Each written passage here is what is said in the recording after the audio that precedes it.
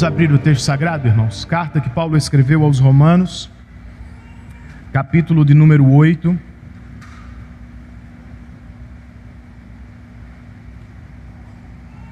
Hoje nós chegamos ao parágrafo da minha vida. Minha esposa e família já sabem, mas vocês precisam saber. Se eu morrer e vocês estiverem por aqui, esse é o texto que eu quero pregar no meu funeral, tá bom?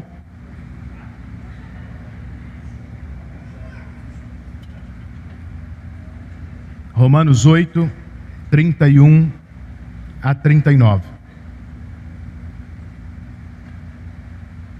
Anos atrás, eu e minha família estivemos no Morro da Igreja, um dos lugares mais visitados do estado de Santa Catarina. Com 1.822 metros de altitude, o local é o ponto habitado mais alto da região sul do nosso país. E é claro, irmãos, como é de se esperar, a vista é de tirar o fôlego. Só que não foi o que mais me impressionou na ocasião. Eu fiquei impressionado mesmo foi com o perigo. Não há proteção alguma naquele lugar. Nenhum muro, nenhuma cerca, nenhuma corrente. Você que se vire para não cair do topo da montanha, uma verdadeira loucura. E enquanto Sabrina só procurava pelo melhor lugar para tirar foto da família, eu não podia fazer outra coisa a não ser me preocupar em não perder um dos membros da minha família. Eu quase quebrei a mão dos meninos de tanto apertar. Você já viveu algo assim? Já esteve em alguma situação semelhante? Seja sincero, você também tem medo de altura? Qualquer que seja a sua resposta, hoje nós não temos como escapar.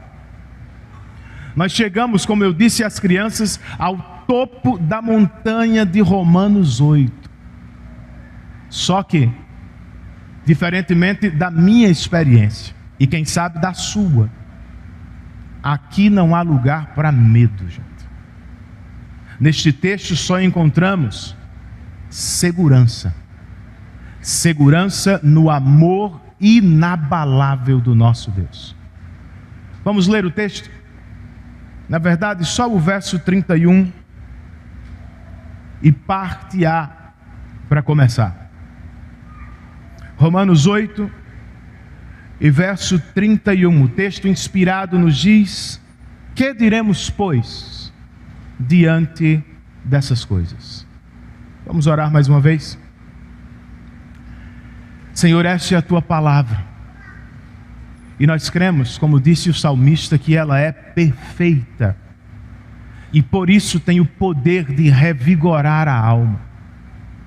Ela é justa, e por isso pode nos tornar sábios para a vida. É o que queremos experimentar, é do que mais precisamos nesta manhã. Por isso nós te pedimos, assiste-nos, ó Espírito Santo de Deus. Oramos assim, em nome de Jesus. Amém.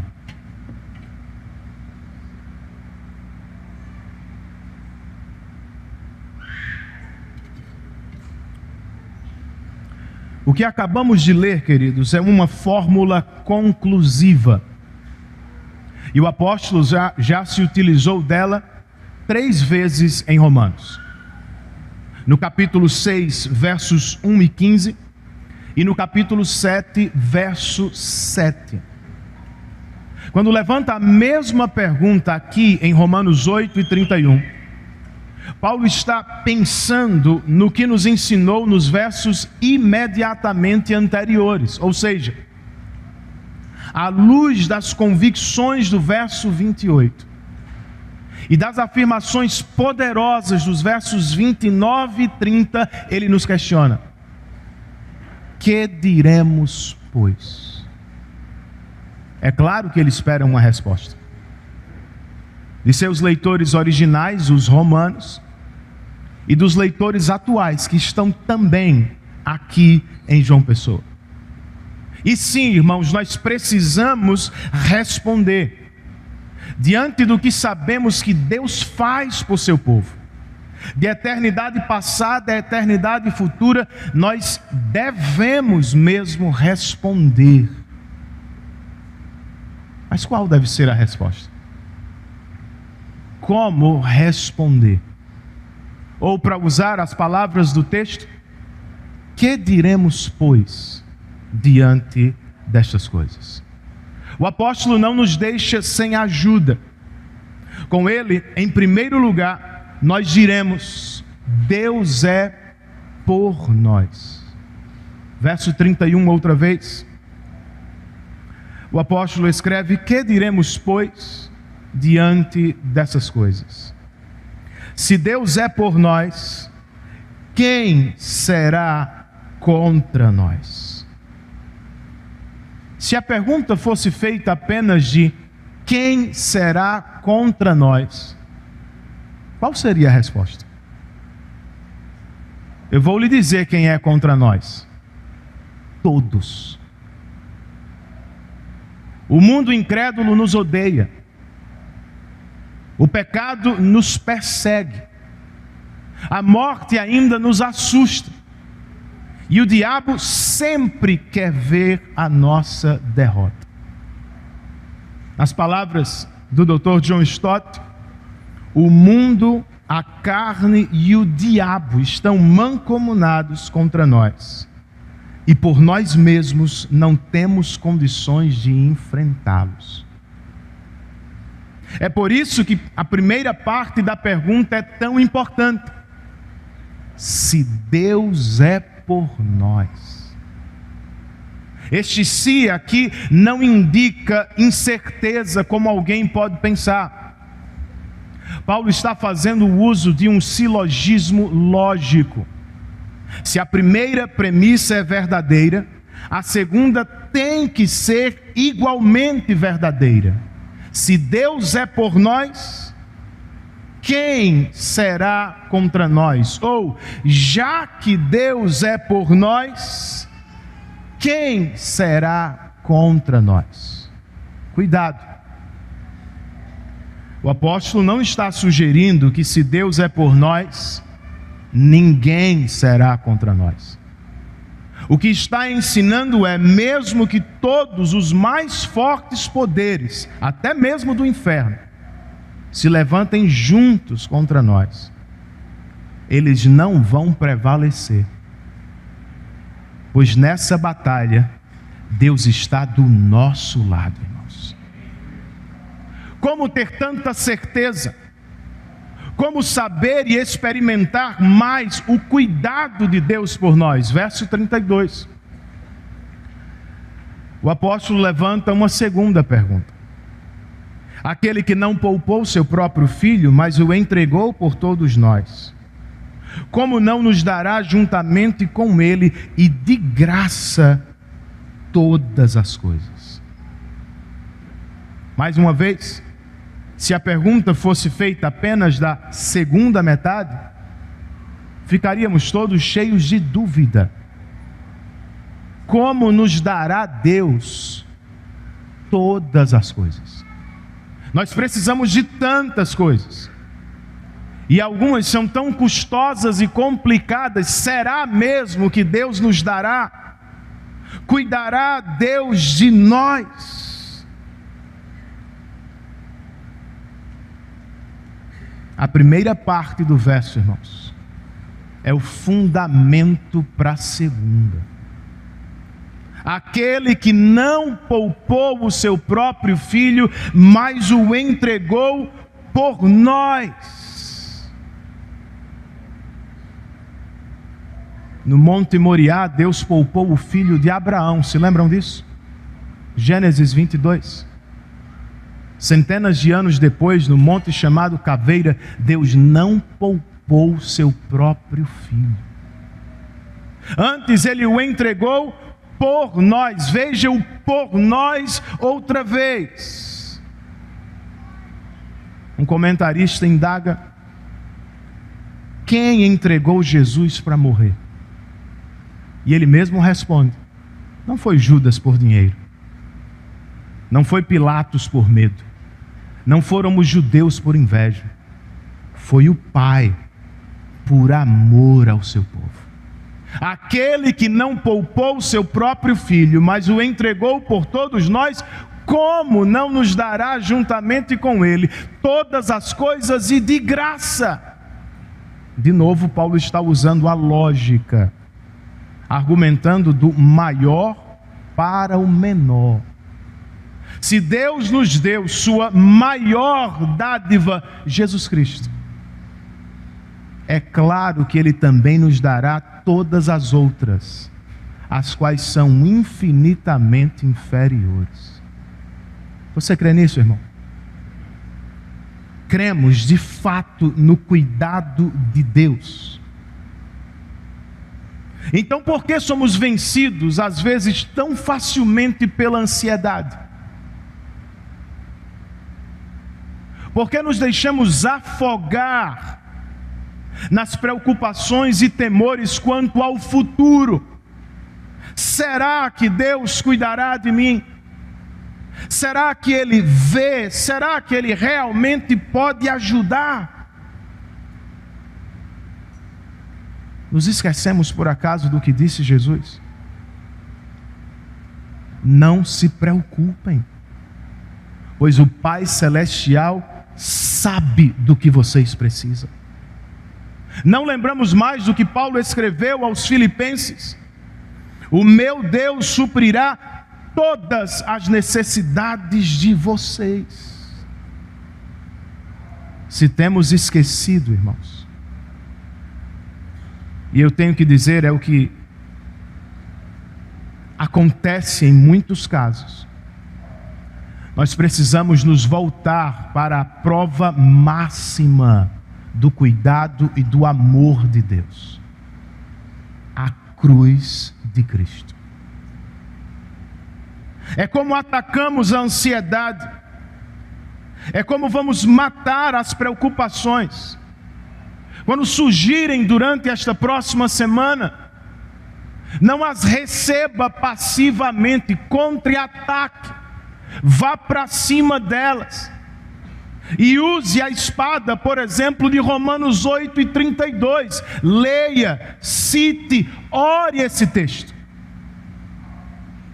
Aquele que não poupou o seu próprio filho, mas o entregou por todos nós, como não nos dará com ele e de graça todas as coisas? Irmãos, Deus cuidará de nós. Como é que eu sei? Ele já cuidou na cruz do Calvário.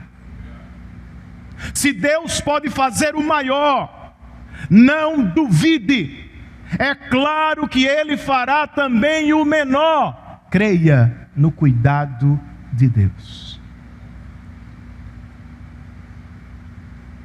Mas e o medo? Como lidamos com ele? Não me diga que você não tem medo.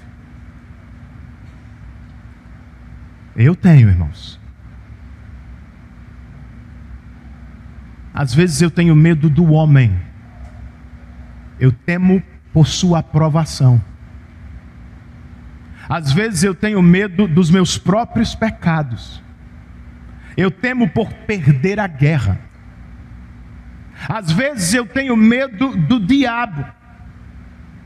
Pois embora eu não o veja, eu sei pelo ensino da Bíblia que ele está sempre por perto, sempre rugindo como um leão e procurando a quem devorar.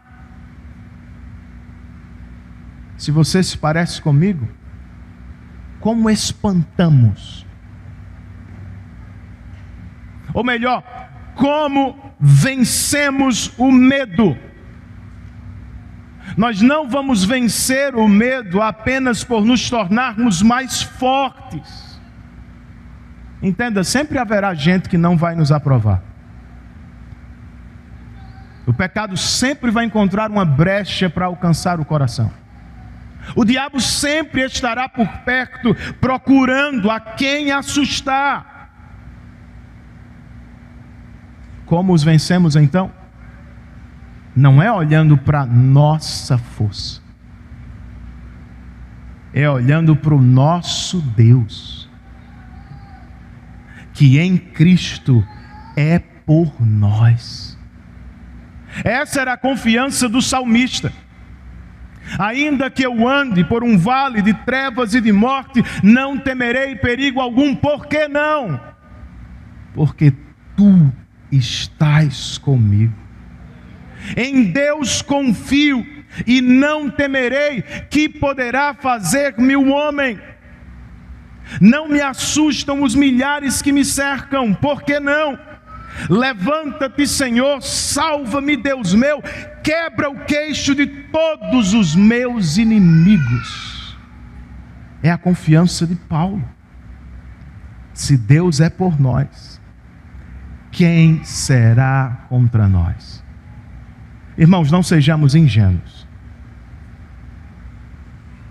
Nós temos inimigos. Eles são poderosos e terríveis. E nós vamos passar por muitas dificuldades na vida. No entanto, nenhuma delas, nenhum dos nossos inimigos, poderá suplantar a alegria que este texto nos comunica. Deus é por nós. Louvado seja o nome do nosso Deus. É o que diremos diante do que sabemos. Que diremos, pois? Em segundo lugar, nós diremos com o apóstolo: Cristo intercede por nós. Verso 33.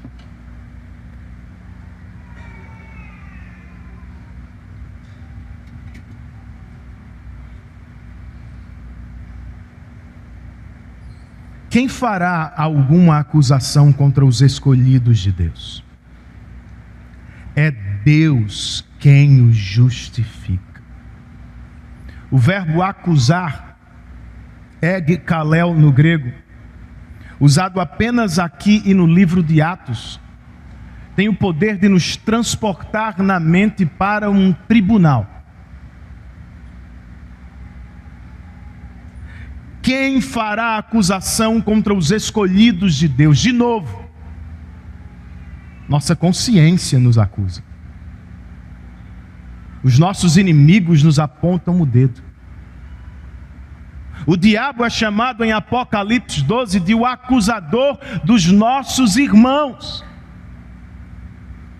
Então há muitas pessoas que levantariam acusações contra nós. No entanto, nenhuma delas pode prosperar contra os escolhidos de Deus.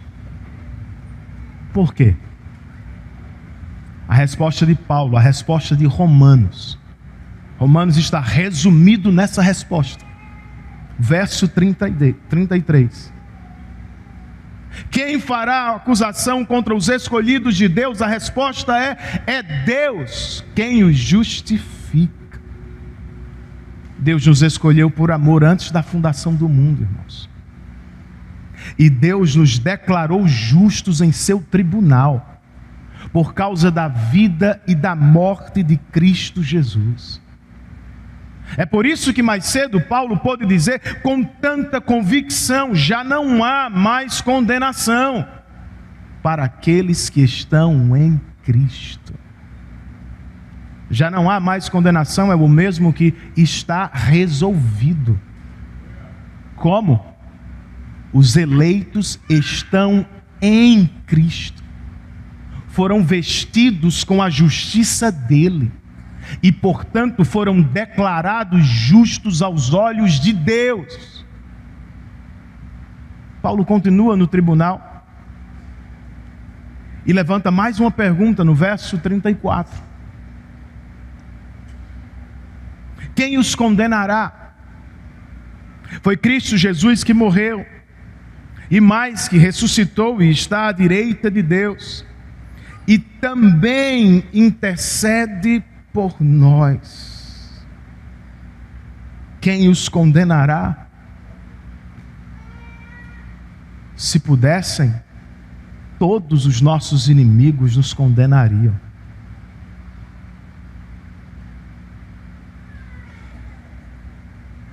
Seríamos condenados por todos eles, não fosse por Cristo Jesus. Primeiro, Paulo nos diz que Cristo Jesus morreu por nós.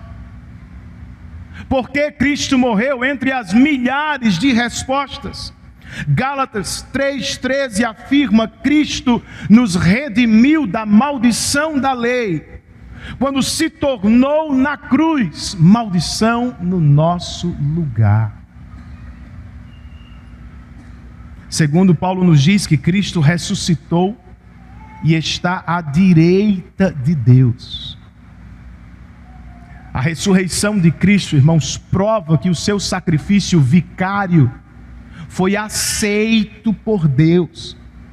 E a sua posição no céu, à direita do Pai, nos informa que o seu trabalho salvífico por nós terminou. Deu certo. A missão dele foi concluída com sucesso. Mas e agora? O que é que Cristo está fazendo à direita de Deus? Paulo nos diz que Cristo morreu por nós, ressuscitou por nós, está à direita de Deus e também intercede por nós. Sabe o que significa? Quando nós pecamos e as acusações surgem, Cristo se levanta no tribunal para nos defender outra vez. O que você acha disso? Cremos de fato, irmãos, na intercessão de Cristo por nós, então por que estamos sobrecarregados de culpa? Por que estamos quase jogando a toalha diante das acusações de Satanás? Você precisa saber disso. Escreveu o Dr. R.C. Sproul. A principal obra de Satanás na vida do crente não é a tentação, é a acusação. Ele vive para nos acusar, a fim de tirar de nós a segurança e a alegria que temos em Cristo. Já aconteceu com você?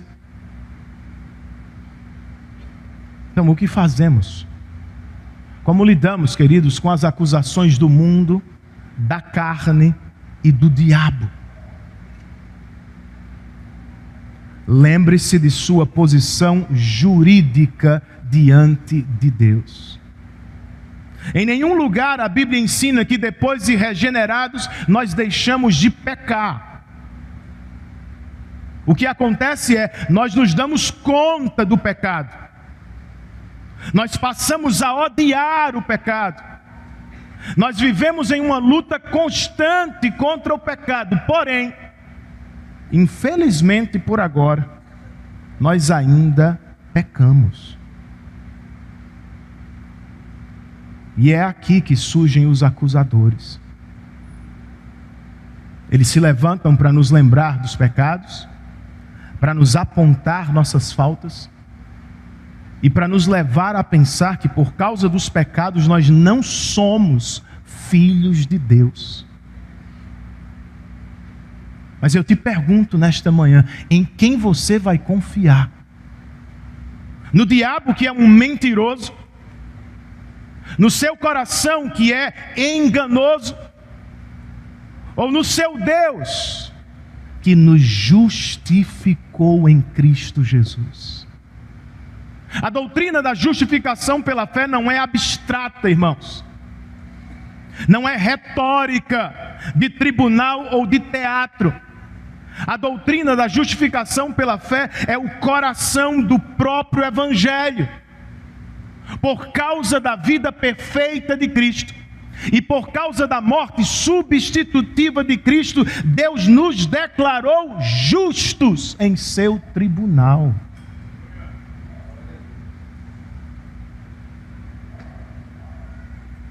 É claro que nós não merecemos. É claro que sozinhos nós não somos justos aos olhos de Deus. Mas por amor, Deus nos vestiu com a justiça de seu Filho. Sabe o que significa na prática? Qualquer tentativa de nos condenar será inútil. Porque diga-me, quem poderia condenar a Cristo por qualquer pecado? Se os acusadores têm algum problema com nossa salvação, que não discutam tanto comigo, com você, que eles subam aos céus e que conversem com o Deus que nos justificou. E é o que fazem mesmo. Quando pecamos, eles surgem das trevas para nos acusar. De novo, como lidamos com as acusações do mundo, da carne e do diabo? Irmão, lembre-se de Cristo. Ele é o advogado que intercede por nós.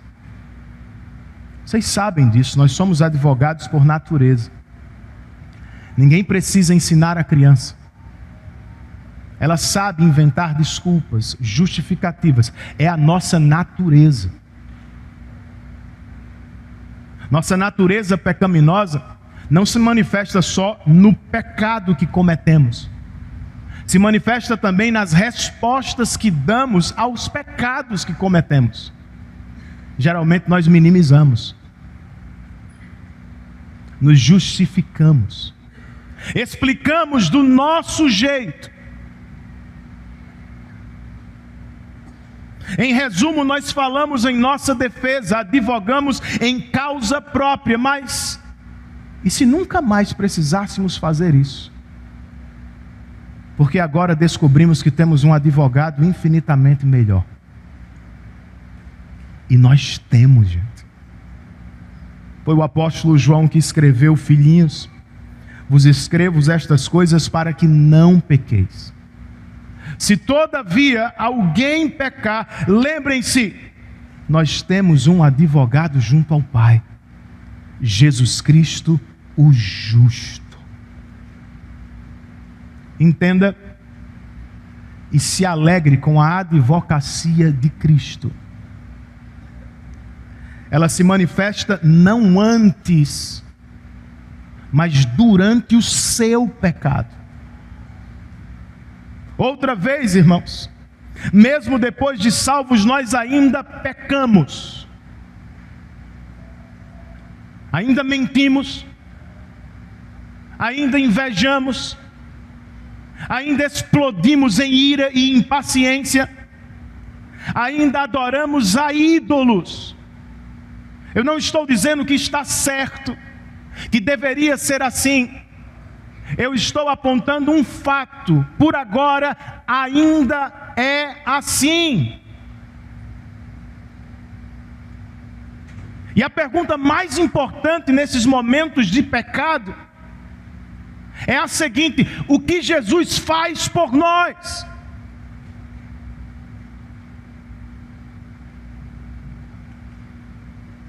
Ele não foge. Ele não se esconde. Jesus não desiste de nós.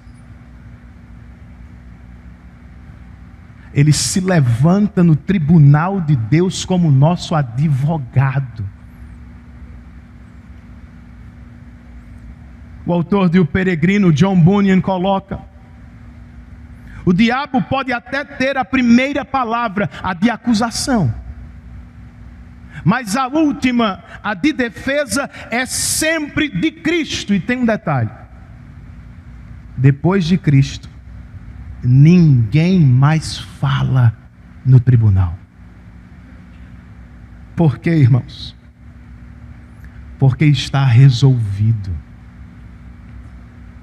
Nós não deixamos de pecar ainda, mas se estamos em Cristo, já não há mais condenação sobre nós. Livre-se da culpa. Sejamos livres da necessidade de nos defender o tempo todo, da necessidade de aumentar nosso valor por nossos esforços, da necessidade de desfilar diante dos outros as nossas virtudes. Nós não precisamos disso. Nós podemos ser verdadeiros. Não precisamos de máscaras. Nós deveríamos confessar nossos pecados uns aos outros e a Deus. Pedir perdão uns aos outros e a Deus, porque somos pecadores. E depois disso, todos nós deveríamos descansar tranquilos, porque a questão está resolvida. Jesus Cristo é o nosso advogado perante Deus. Ele intercede por nós. Que diremos, pois? Para terminar com Paulo, nós ainda diremos: Deus prova o seu amor por nós. Versos 35 e 36.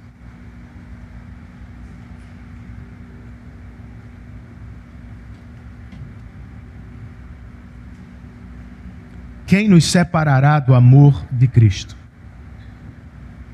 Será tribulação, ou angústia, ou perseguição, ou fome, ou nudez, ou perigo, ou espada? Como está escrito, por amor de ti enfrentamos a morte todos os dias. Somos considerados como ovelhas destinadas ao matadouro. Quem nos separará do amor de Cristo, irmãos? Essa é a última pergunta que Paulo levanta. E em seguida ele nos oferece uma lista de possibilidades. Tribulação, angústia e perseguição falam das pressões e aflições que sofremos em um mundo ímpio. Fome e nudez nos lembram de nossas necessidades básicas, das quais Jesus prometeu que o Pai cuidaria. Por fim, o apóstolo ainda menciona perigo e espada, muito provavelmente referências ao risco de vida que corremos e à própria morte que alguns têm que enfrentar por causa de Cristo. E não seria anormal do ponto de vista bíblico. E é por isso que Paulo cita um salmo, para provar que a vida do crente é difícil. Por amor de ti enfrentamos a morte todos os dias. Somos considerados como ovelhas destinadas ao matadouro. Você lê a Bíblia, você sabe disso. Esse foi o caso, muitas vezes, dos crentes do Antigo Testamento. Era o caso do próprio Paulo, fugindo de cidade em cidade no Novo Testamento. Talvez fosse o caso dos leitores da carta aos Romanos, viviam sob perseguição.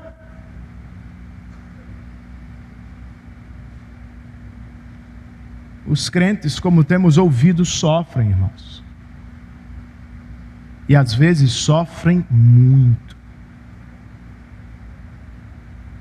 Tribulação, angústia, perseguição, fome, nudez, perigo e espada. A questão, porém, não é essa.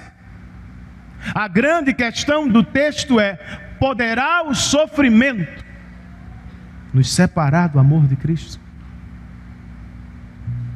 A resposta de Paulo vem entre os versos 37 e 39. Ele escreve: mas em todas estas coisas somos mais que vencedores por meio daquele que nos amou. Pois estou convencido de que nem morte nem vida, nem anjos nem demônios, nem o presente, nem o futuro, nem quaisquer poderes, nem a altura, nem profundidade, nem qualquer outra coisa na criação será capaz de nos separar do amor de Deus, que está em Cristo Jesus, nosso Senhor. Poderá o sofrimento nos separar do amor de Deus?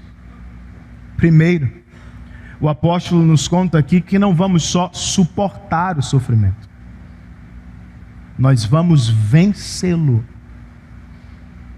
por meio daquele que nos amou, isto é, Jesus. Entenda, o sofrimento não é um sinal do abandono de Deus na vida do crente. É um sinal de identificação com o servo sofredor. Se por vezes nós somos considerados como ovelhas, destinadas ao matadouro, nosso Salvador, como cordeiro, foi levado ao matadouro. E como ovelha muda perante os seus tosquiadores, ele não abriu a boca. E Paulo está nos dizendo, e nós sabemos disso, ele fez tudo isso por amor. Nós somos mais que vencedores por meio daquele que nos amou no tempo passado. Você acha que ele vai mudar agora? Ele nos amou ontem, irmão. Nos ama hoje. E nos amará por toda a eternidade.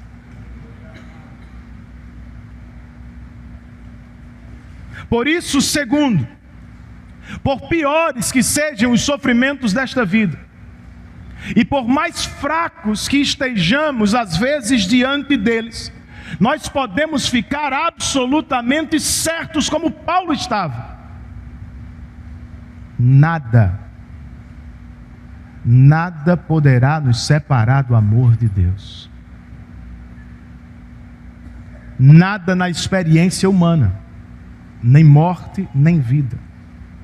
Nada no mundo espiritual, nem anjos, nem demônios. Nada no tempo e no espaço, nem presente, nem futuro, nem altura, nem profundidade. Absolutamente nada, nenhum poder na criação será jamais capaz de nos separar do amor de Deus que está em Cristo. Cremos nisso? Você crê no amor inabalável de Deus? Então diga-me, por que é que estamos vacilando agora, diante dos sofrimentos atuais que enfrentamos? A Bíblia não tem espaço para teologia fácil da prosperidade ou do mundo coach, irmãos. Eu sinto muito. Em nenhum lugar ela promete que não sofreremos, ou que os sofrimentos desta vida não vão nos machucar até o talo. O que a Bíblia ensina e promete é muito melhor e real. Nenhum sofrimento desta vida, por mais pesado que seja, poderá nos separar do amor de Deus. De novo, nós não vamos só suportar o sofrimento, nós vamos vencê-lo, pois somos mais que vencedores. Friedrich Nietzsche, escritor do século XIX, desprezava o cristianismo, entre outras coisas porque não podia suportar algumas virtudes. A virtude do amor ao próximo, a virtude da compaixão e da misericórdia. Para ele, o que mais deveria caracterizar a humanidade era o desejo por vencer, dominar o outro, conquistar o outro. Por isso ele propôs a criação de um novo homem. Me perdoem o alemão. Übermensch, o super-homem da Alemanha. Curiosamente, foi com um dos livros de Nietzsche que Hitler presenteou os seus soldados em um Natal. Não é de surpreender, né? O que é de surpreender qualquer um, e o que bem poderia ter surpreendido até Nietzsche, é o seguinte, irmãos: nós não somos super-homens e super-mulheres, mas como crentes, nós temos um super-salvador em Cristo Jesus. Não somos vencedores sempre, nós não nos bastamos, nós não conseguimos sozinhos. Nós pecamos, nós perdemos, nós morremos de medo às vezes diante dos menores sofrimentos da vida. E ao mesmo tempo, nós também somos mais que vencedores, por meio daquele que nos amou. Jesus venceu o mundo, irmão. A maldição do pecado, a morte, o próprio diabo. E diferentemente do que ensinava Nietzsche, tudo isso Jesus fez por amor aos seus inimigos, que se tornariam amigos.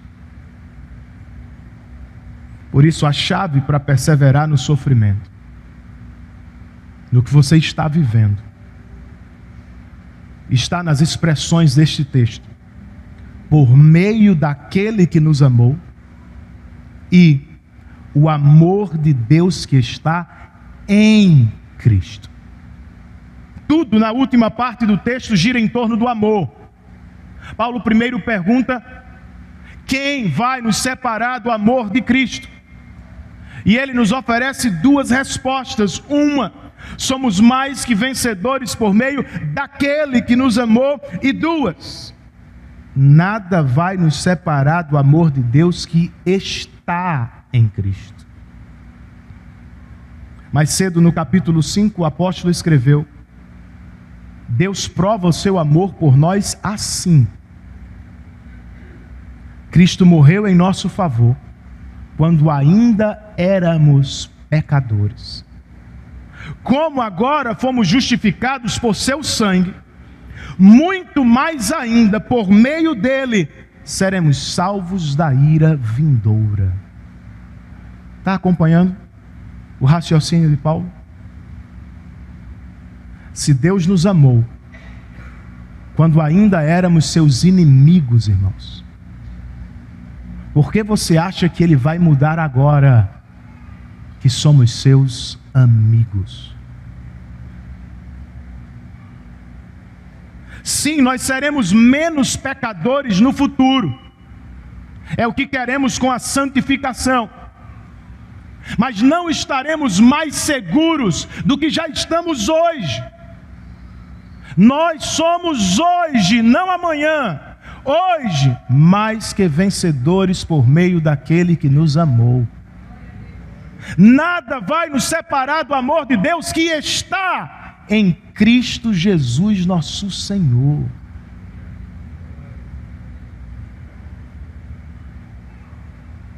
Em suma,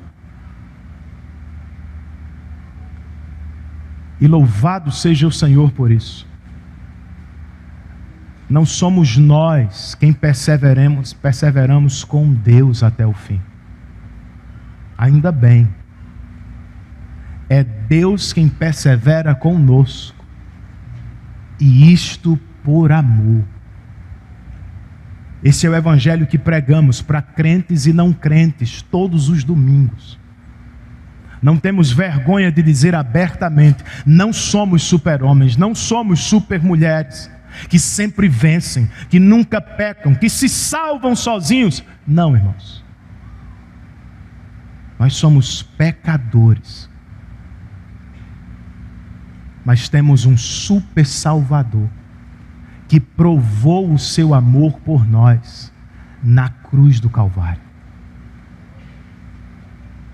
Ele foi preso a fim de nos libertar da escravidão do pecado. Ele morreu para nos dar vida, e vida eterna. Ele assumiu sobre si a nossa condenação para nos salvar da ira justa e vindoura de Deus. Olhe para Cristo. Clame por Cristo, pecador. Venha a Cristo e você estará seguro hoje e para todo sempre. Voltando ao início, nós estamos no topo da montanha de Romanos 8. E louvado seja o Senhor, aqui não tem espaço para medo. Como é que eu sei? Como você pode voltar para casa tranquilo, convicto? Para as perguntas que Paulo levanta aqui, não existe resposta. Foi o Dr. John Stott que escreveu, e eu termino com isso. Paulo lança as suas perguntas no espaço, por assim dizer, num espírito de extrema ousadia, desafiando qualquer um e todo mundo, no céu, na terra e até no inferno, a respondê-las. Mas ninguém consegue, pois não há absolutamente nada que possa prejudicar aqueles que Deus amou de antemão, predestinou, chamou, justificou e glorificou. Nós estamos seguros no amor inabalável de Deus. Ninguém vai nos arrancar de suas mãos. Nada vai mudar do lado de Deus. Ele nos ama, irmãos, porque nos ama desde sempre, para a própria glória e para a nossa alegria. Então eu te pergunto: que diremos, pois? Vamos render nossa vida em adoração ao Senhor, servi-lo inteiramente, confiar nele prontamente, nos arrepender sempre, mas depender da graça soberana de Deus. Curve a sua cabeça, feche os seus olhos, ore ao Senhor em resposta e preparando-se para a ceia do Senhor.